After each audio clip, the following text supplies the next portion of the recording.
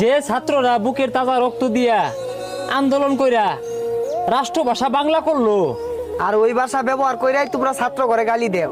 বিষয়টা এমন হইলো না যে থালে খাইলাম সেই থালের তলায় ফুটা করলাম।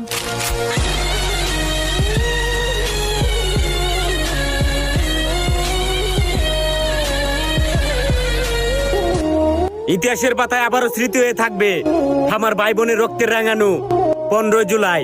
দেশের সন্তান হয়ে যদি দেশের অধিকার চাইতে গিয়ে হতে হয় রাজাকার, হার দিতে হয় জান, খালি হতে হয় মায়ের বুক। একবার ভাবেন কতটা নিকৃষ্ট হলে নারীদের গায়ে হাত তুলতে পারে।